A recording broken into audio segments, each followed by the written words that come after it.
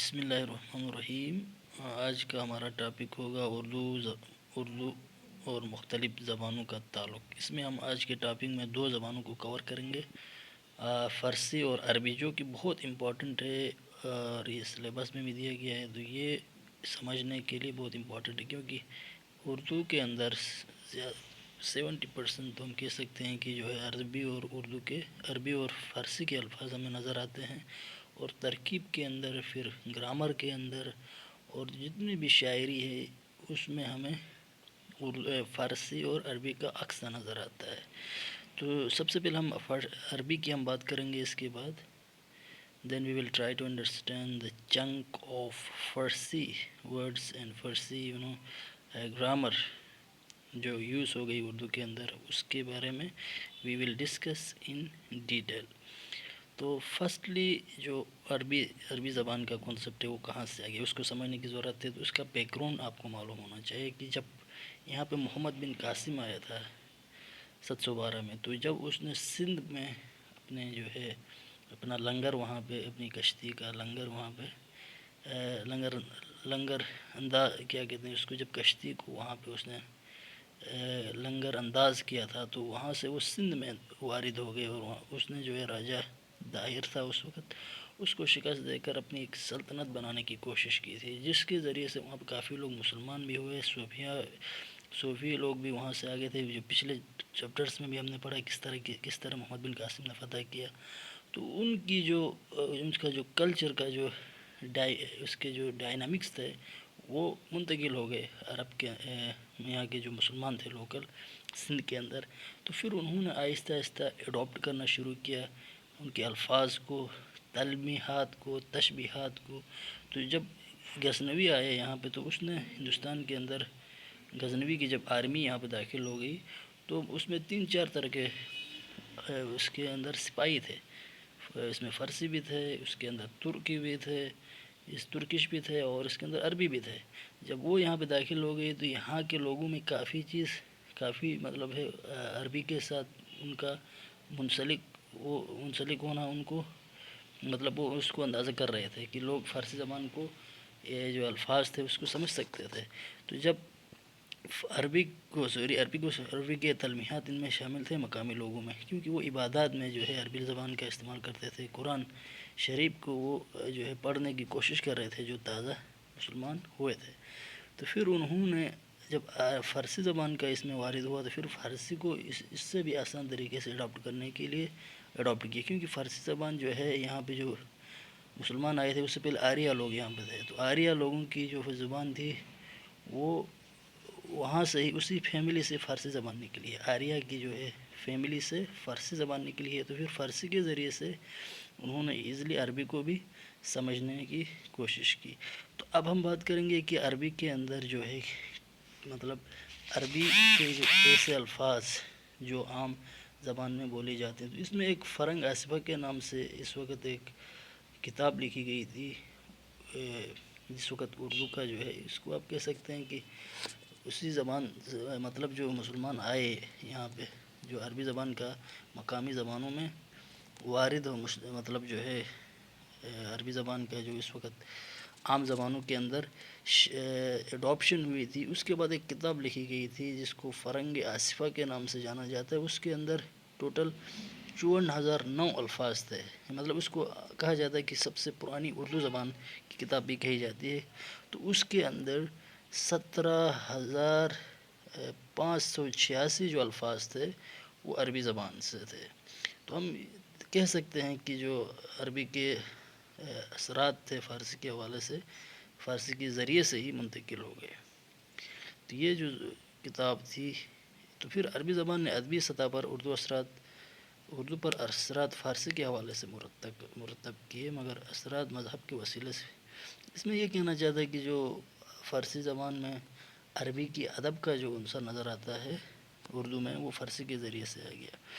پھر بہت سی ایسی جو ترکیبات تھی اردو زبان کے ذخیرے میں، بہت سے الفاظ عربی سے آئے، مثلاً ہم کہتے ہیں اپنی عام فہمی زبان میں مدعی جو عربی زبان لفظ ہے، اس کے بعد مدعی علیہ کہتے ہیں، قلم کہتے ہیں، کتاب، صحیح غلط، کرسی، بحث، تحت، چلات، یہ سارے جو الفاظ یہاں پہ دیے گئے ہیں آپ پڑھ سکتے ہیں، ان سب کا جو ہے کانسیپٹ عربی زبان سے آ گیا. تو یہ چیزیں ہیں. اس کے بعد اور یہاں پہ جو الفاظ کی فہرست ہے وہ ہزاروں میں بھی ہو سکتی ہے. ان الفاظ سے ہمارے یہاں عام روزمرہ زندگی میں بھی استعمال کر سکتے ہیں. پھر ضرب المثل کا جو کنسپٹ آ گیا، جو ضرب المثل ہم عام اردو زبان میں استعمال کرتے ہیں، جس کو ہم پرووربس کہتے ہیں، تو وہ بھی ہمیں بہت سی عربی زبان سے ملتی جلتی ہیں. جیسے ہم کہتے ہیں صوم و صلات، عام اردو الفاظ میں یہ جو ضرب المثل ہے وہ عربی زبان سے ہمیں ملتی ہے. اسی طرح تزکی نفس کا ایک لفظ ہم استعمال کرتے ہیں، وہ بھی عربی ہے. عقل سلیم ہم یوز کرتے ہیں، جو میں اپنی طرف سے بھی کچھ اگزامپلس دے رہا ہوں، یہاں پہ بھی دیے گئے ہیں. تو یہ ساری چیزیں عربی سے ملی. اسی طرح اصول فقہ کہتے ہیں، علم الکلام ہے. اسی طرح یہ ساری چیزیں ہمیں عربی زبان سے منتقل ہوئی نظر آتی ہے. پھر عبادات میں ہم نے اس وقت جو ہے عربی زبان میں عبادات جو ہے نماز روزہ وغیرہ کی جو تھی وہ عربی زبان میں تھی. تو اس سے بھی جو ہے عام یہاں کے ہندوستانی جو لوگ تھے مقامی زبانوں میں تو وہ کنورٹ نہیں کر سکتے تھے، لیکن اسی زبان میں انہوں نے یاد کیا، رٹا کیا یا یاد کیا. اس طرح عربی کا جو ہے یہاں پہ انڈکشن میں بہت بڑا رول ہے. ہماری تمام عبادات عربی زبان میں ہونے کی وجہ سے اردو سے گہرا تعلق ہو جاتا ہے. تو یہ کنسپٹ ہے. پھر تلمیحات. تلمیح کا مطلب یہ ہوتا ہے کہ جیسے غزل میں یا کسی ایسی چیز کو ہم ایک دفعہ اس کو ایک لفظ یا ایک فریز ہوتا ہے اردو میں جس کو ہم پڑھ کے ایک پورے واقعے کی یاد کرتے ہیں، اس کو تلمیح کہا جاتا ہے. تو عربوں اور برصغیر کے مطلب اس وقت جو تھے عرب کے لوگ اور ہندوستان کے ہندی لوگ، مطلب اس حوالے سے عقل کے حساب سے، منطق کے حساب سے جانے جاتے تھے. تو ان کے جو یہاں کے جو مسلمان تھے اور وہاں کے عرب کے لوگوں کی وجہ سے کیا ہو گیا تھا، بہت سی تلمیحات نے جنم لیا تھا. تو یہ چیزیں بھی ان کی مطلب ایک منطق کی وجہ سے نظر آتی ہیں. جیسے بہت سے ایسی عربی جو تلمیحات تھے وہ اردو میں شامل ہو گئے، آج ہم روزمرہ زندگی میں استعمال بھی کرتے ہیں، وہ سمجھتے بھی ہیں اس کو. جیسے اصحاب کہف ہے. جب اصحاب کہف کی بات آتی ہے تو ہمیں ان اصحاب کی جو غار میں رہے تھے 100 سال تک، ان کا ہمیں نظر آتا ہے. پھر خندق ہے. جیسے ایک خندق کھودی گئی تھی جنگ خندق میں، یا اس کو جنگ غزوہ احزاب بھی شاید کہا جاتا ہے. تو اس میں خندق کا جب ذکر آتا ہے تو ہمیں وہیں خندق کا واقعہ ہمارے ذہن میں آ جاتا ہے. اسی طرح حجر اسود کی جب بات کرتے ہیں تو پوری کہانی ہمیں نظر آتی ہے. ہاروت اور ماروت کی جب ہم بات کرتے ہیں تو قرآن مجید میں بھی ان کا ذکر ہے، پوری کہانی سمجھ آتی ہے. حسین و یزید کی جب ہم بات کرتے ہیں تو پھر ہمیں واقعی کربلا نظر آتا ہے. پھر شمس القمر ہے. یار غار جو ہم لفظ استعمال کرتے ہیں تو وہ پوری جو غار کی کہانی ہے حضرت حضور صلی اللہ علیہ وسلم اور حضرت ابوبکر کے درمیان جو ہوئی تھی، یہ قصہ ہے. تو یہ چیزیں ہمیں نظر آتی ہے، یہ تلمیحات کہلاتی ہیں. اسی طرح اردو ادب کی جو گرامر تھی، گرامر میں کس طرح عربی کا جو ہے رول ہمیں نظر آتا ہے. تو اصل اردو گرامر میں بھی جو ہے بیشتر الفاظ اور بیشتر اسم فعل حرف یہ ہمیں عربی سے ملتے نظر آتے ہیں. بہت سارے ہیں بھی، یہاں سے ایک دو آپ اگزامپلس لے سکتے ہیں. اسی طرح حمد و نعت ہے. حمد و نعت بھی جو اردو زبان کا ایک اہم شاعری کے اندر ایک رول ہے، تو یہ بھی ہمیں وہاں سے ملتا ہے عربی زبان سے. اور مرثیہ کا کنسپٹ جو ہم نے پہلے بھی پڑھا تھا، یہ بھی جو ہے عربی زبان کا ایک اہم جز ہے. داستان گوئی ہے اردو زبان کا اہم جز ہے جو کہ عربی زبان سے ملتا جلتا ہے. مثلا عربی کے اہم داستانوں میں داستان امیر حمزہ اور حضرت یوسف کی کہانی قرآن مجید میں ہے، اور حدیث قصہ کا بھی کافی مشہور ہے. مطلب یہ جو 3 ایگزامپلس میں نے دیے، ان میں سے آپ یاد کر سکتے ہیں کہ اردو زبان میں بھی یہ داستان گوئی کا کنسپٹ آیا. عربی کے مثلا امیر حمزہ کی جو کہانی ہے، پرانی اپنے ہم لوگ جو داستانیں ہیں اس میں کرتے ہیں. حدیث قصہ کا ذکر ہے جو حضور صلی اللہ علیہ وسلم اور اس کی اہل بیت کے درمیان جو ایک قصہ ہے، پوری ایک حضرت ابن عبداللہ سے جو نقل ہوئی ہے پوری کتاب، ہمیں آج بھی ہم پڑھتے ہیں. تو یہ چیزیں ہمیں نظر آتی ہیں عربی زبان سے. یہ ساری چیزیں اردو زبان کا، اب یہ تو ہم نے پڑھا اہم پوائنٹس عربی زبان کا کس طرح انڈکشن ہوا اردو کے اندر، کون سے میں 8-9 پوائنٹس آپ کو بتا دیے.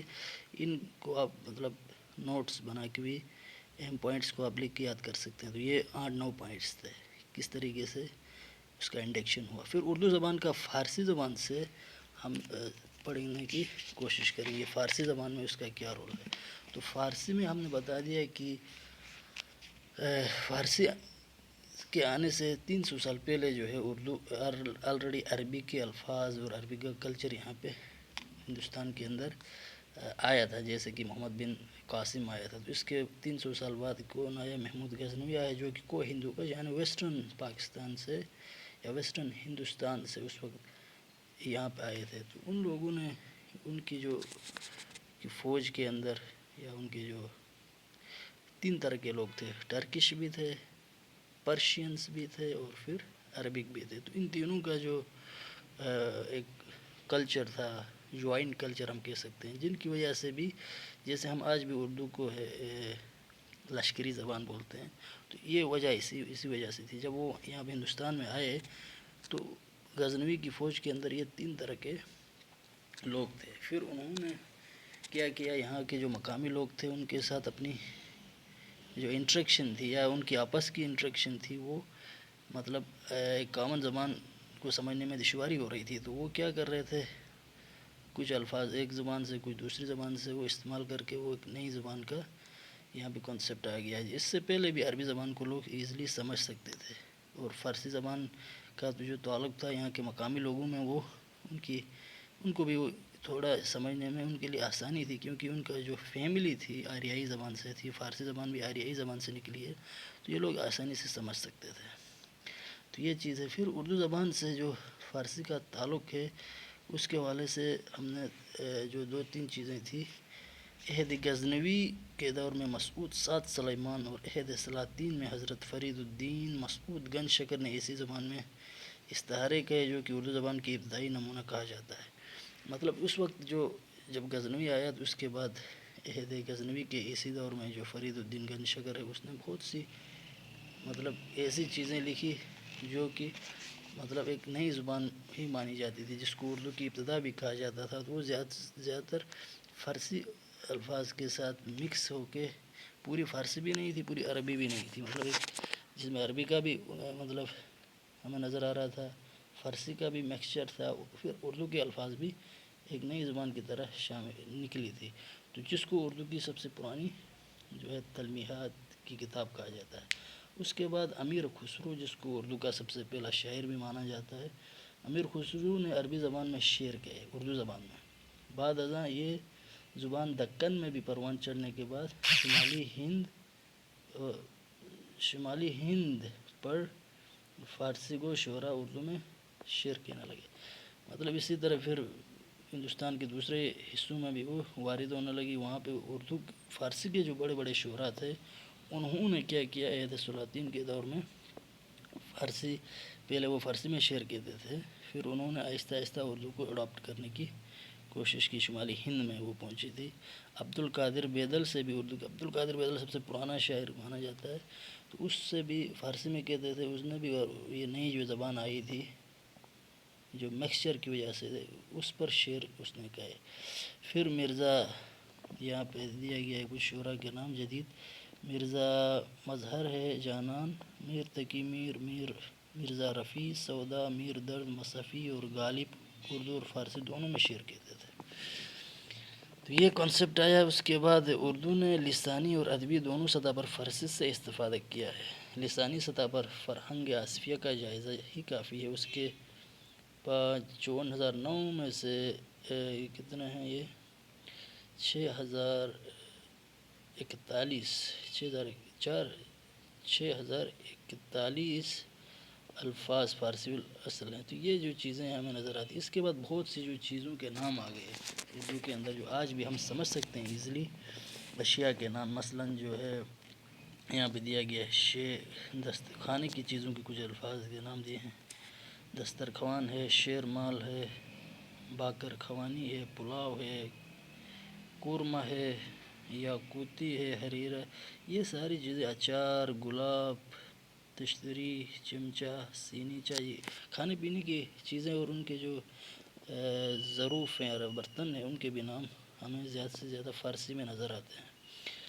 اسی طرح دوسرے جو متفرقات ہیں مسلینسیس جس کو کہا جاتا ہے، دوسرے جو چیزیں ہیں حمام، اردو فارسی لفظ ہے، کیسا ہے، صابن ہے، شیشہ ہے، شمع ہے، شمعدان ہے، فانوس ہے، تنور، نماز، روزہ، شب برات، یہ ساری چیزیں بھی فارسی زبان کے ہی الفاظ ہمیں اردو میں نظر آتے ہیں۔ یہ حوالہ کتاب سے دیا گیا ہے محمد حسین آزاد کی بحوالہ آب حیات، یہ اس کی کتاب کا نام بھی ہے۔ اسی طرح بہت سے الفاظ ایسے بھی آئے جن کے مترادف سنسکرت میں موجود ہیں مگر دوسری مقامی بولیوں میں نہیں ہیں۔ بہت سے ایسے الفاظ بھی اردو میں رائج ہو گئے جس کے مترادف مقامی بولیوں میں بآسانی دستیاب نہیں۔ مثلاً مزدور، مسخرہ، لحاف، شک، برفہ، قمری، کبوتر، بلبل، بادبان، کاریگر، تن اور کوئل وغیرہ، یہ ساری چیزیں بھی ہمیں فارسی زبان سے ہی ملتی ہیں۔ بعض فارسی الفاظ کے آخر میں نون لگا کر جمع بنا لی فارسی زبان قواعد کے مطابق مقامی الفاظ سے اس میں فاعل بنا لیے، جیسے گاڑی سے گاڑی بان، ہاتھی بان وغیرہ۔ تو یہ اردو میں بھی یہی کنسپٹ ہے اور یہ ساری چیزیں ہمیں جو یہ فارمولہ ہے فارسی سے ملا ہے اور یہ چیزوں کے نام بھی فارسی میں ہی ہیں۔ غالب کا ایک شعر یہاں پہ دیا گیا ہے تو ہم دیکھتے ہیں اس میں کیا کہتا ہے۔ بس کہوں غالب اسیری میں بھی آتش زیر پا، موئے آتش دیدہ ہے حلقہ میری زنجیر کا۔ اس شعر میں آتش زیر پا کہتے ہیں بے قرار، زیر، اور موئے آتش دیدہ وہ بال جسے آگ کا سینگ پہنچا ہو، دو فارسی تراکیب موجود ہیں۔ یہ جو ترکیبیں جو شاعری میں یوز ہوتی ہیں، مختلف سیگمنٹس آف ورڈس کہتے ہیں، یہ بھی فارسی زبان سے ملتی ہیں۔ اسی طرح ایک اور شعر یہاں پہ دیا گیا ہے، بہت سی فارسی تراکیب، الفاظ اور محاورات کے لفظی ترجمے اردو میں رائج ہیں اور انہی بلا تکلف استعمال کیا جاتا ہے۔ از جان گذشتن کا لفظی ترجمہ ذوق نے کسی خوبصورتی سے اپنے شعر میں باندھا ہے۔ پہنچیں گے رہ گزر یار تلک کیوں کر ہم، پہلے جب تک نہ دو عالم سے گزر جائیں گے۔ دل دنیا یعنی عاشق ہونا کا لفظی ترجمہ ظفر نے اپنے شعر میں یوں باندھا ہے، دل دے کہ تم کو جان پہ اپنی بڑی بنی، شیرین کلامی آپ کی میٹھی چھری بنی۔ یہ سارے تشبیہات ہیں، ان کی ایگزامپلس ایک دو آپ دے سکتے ہیں۔ یہاں تعریف کرتے ہوئے بالوں کو ناگوں کے لہرانے اور بنور کے اڑنے سے تشبیہ دیتے ہیں۔ فارسی میں زلف کی تشبیہ سانپ کے ساتھ آتی، اسی لیے اردو میں سانپ رہے مگر بنور اڑ گئے، اس کی جگہ مشک، بنفشہ، سنبل، ریحان آ گئے جو کبھی یہاں دیکھے بھی نہیں گئے۔ اسی طرح ایک اور بھی یہاں پہ خوبصورت اگزامپل دی گئی ہے، اس کو آپ یاد کر سکتے ہیں۔ محبوب کی چال کے لیے شور محشر اور فتنہ قیامت کی تشبیہ دی گئی ہے۔ ایسے ہی بے شمار تشبیہات اور استعارات فارسی سے آ کر اردو میں داخل ہو گئی، یہ اگزامپل بڑی امپورٹنٹ ہے۔ اسی طرح علامہ اقبال کا ایک شعر ہے جس میں ساری تلمیحات فارسی ادب سے اردو میں داخل ہوئی، زندگانی کی حقیقت کوہکن کے دل سے پوچھ، جو یہ شعر و تیشہ سنگ گراں ہے زندگی۔ فارسی ادب کے ذریعے بہت سی ایسے خیالات بھی اردو ادب میں آ گئے جن کا حوالہ فارسی کی سرزمین میں تیار ہوا۔ ان میں سے ایک عورت کی بجائے لڑکے سے عشق بازی ہے، مثلاً امیر کا شعر ہے۔ جیسے لڑکوں سے بھی عشق ہو سکتی ہے، یہ کنسپٹ ہندوستان میں پہلے نہیں تھا، جب پرشین کلچر یہاں پہ آیا تو ان سے یہ لوگ متاثر ہوئے اور پھر جو ہے ایسے اشعار کہے، جیسے میر کا شعر ہے، صرف لڑکی سے ہی پیار نہیں ہوتی ہے، کسی چیز محبوب کچھ بھی ہو سکتا ہے۔ میر سادہ ہے کہ بیمار ہوئے جس کے سبب، اسی عطار کے لونڈے سے دوا لیتے ہیں۔ اب دیکھو یہ شعر ہے، یہ تصور عشق خالص ایرانی ہے جو فارسی ادب کے ذریعے اردو ادب میں پہنچا۔ تو یہ ساری چیزیں ہم نے پڑھی۔ اس کے بعد اردو نے حیتوں اور اصناف کے سلسلے میں فارسی ادب کا اتباع کیا، مثلاً مثنوی، غزل، قصیدہ، مرثیہ، رباعی، قطعہ، ترکیب بند، ترجیع بند، مصمت وغیرہ فارسی ادب سے اردو میں آئے ہیں۔ غزل کے سلسلے میں فارسی شاعری ایک عرصہ تک اہل اردو کے نزدیک نمونہ کے طور پر موجود رہی۔ اچھا، اردو کے بہت ساری جو چیزیں ہیں، قصیدہ ہے، غزل ہے، شعر و شاعری، فارسی زبان سے ہی زیادہ تر داخل ہوئی ہے عربی میں، جیسے علامہ اقبال نے اپنی شاعری فارسی میں وہ کچھ کی ہے. اسی طرح ماضی قریب میں فارسی زبان کا سیکھنا لازمی شرافت سمجھاتا تھا، کیونکہ فارسی کو سمجھیے بغیر ہم اردو کو سمجھ نہیں سکتے ہیں، کیونکہ ہمارے جو بڑے بڑے شعراء تھے انہوں نے بھی فارسی کو ہی پہلے اڈاپٹ کیا، فارسی کو سمجھا اور اردو میں شاعری کی. تو یہ چیزیں ہیں، ہم سمجھ گئے کہ فارسی کا کتنا بڑا رول ہے اردو کے اندر، عربی کا کتنا بڑا رول ہے، کون سے الفاظ ہیں، کون سی ترکیبات ہیں، کون سے گرامر کے اندر کس طرح رول ہے، اور یہ سارا چیزیں ہم نے بتا دیا آپ کو. Thank you very much. اگر سمجھ نہیں آئی تو آپ پوچھ سکتے ہیں کامنٹس کے ذریعے سے. Thank you.